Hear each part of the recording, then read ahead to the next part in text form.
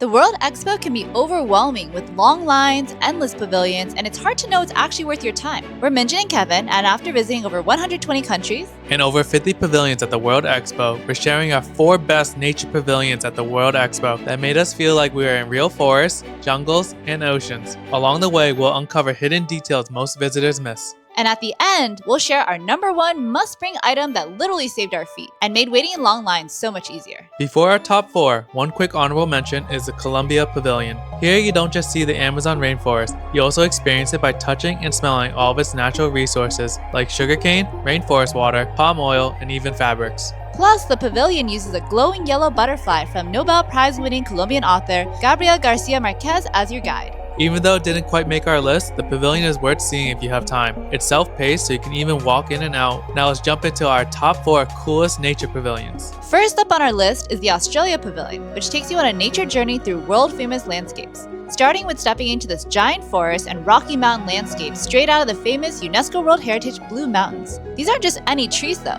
they're eucalyptus trees, home to iconic Australian wildlife like the koala. And what most people don't know is, it's not only the most common tree you'll see in Australia, but also the most diverse, with over 900 species. No wonder this forest represents the diversity of Australia's people and wildlife, but also I now get why koalas are picky about the eucalyptus they eat. But that isn't even the best part, because we were then transported to one of the natural wonders of the world, the Great Barrier Reef, where we dived deep underwater into the coral and beyond to swim with iridescent stingrays, jellyfish, and sharks. What makes the glowing sea life so special though is not just how vibrant they are, but if you notice the symbols drawn on them, they represent a strong connection to the indigenous Australian First Nations culture, the world's oldest living civilization whose mission is to protect all living things. And before you leave the pavilion, don't forget to check out the cultural performances on the stage or try the crocodile fillets in their cafe. This pavilion has a walk-in line, or you can make a reservation to skip the line. It's located in the Connecting Lives zone next to the Spain and India pavilions. If you had to choose, would you rather explore a eucalyptus forest or coral reef? And speaking of oceans, our next pavilion is all about Spain's deep connection to one of the most powerful ones.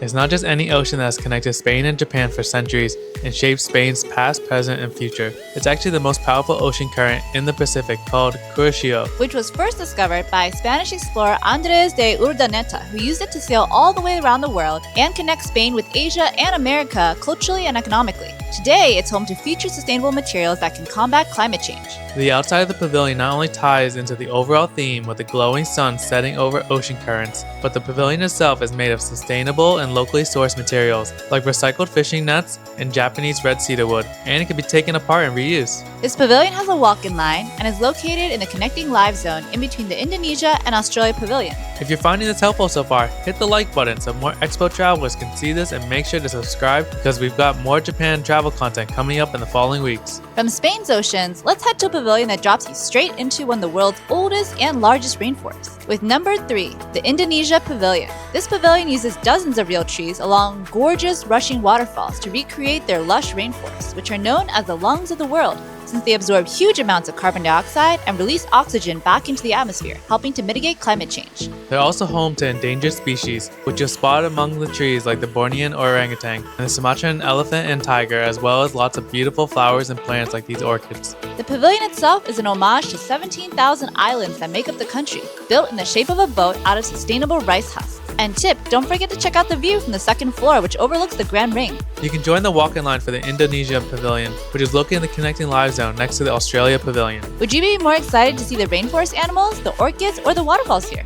Let us know in the comments below. And while Indonesia celebrates rainforests, our 4th pavilion, Portugal, reminds us of the ocean's voice itself. Similar to Spain, Portugal also explores its strong ties to the ocean and how it connected Portugal and Japan historically through exploration and language exchange. But the unique draw here is this room with 360-degree projections of the ocean where it speaks to you. Throughout sounds of rushing water, the ocean's dialogue plays on screen with a grim reminder to us all that the ocean can give life but also take life away. So if we don't protect the ocean and its resources, it can flood our homes. The whole pavilion is built to immerse yourself in the ocean theme with ropes and recycled nets representing undulating ocean waves. And if you need to pick me up after, don't forget to check out the gift shop with some of the cutest merch I've ever seen. This pavilion has a walk-in line, or you can make reservations to skip the line. It's located in the Empowering Lives zone in between the Colombia and Canada Pavilion. What do you think of the ocean's message to humanity?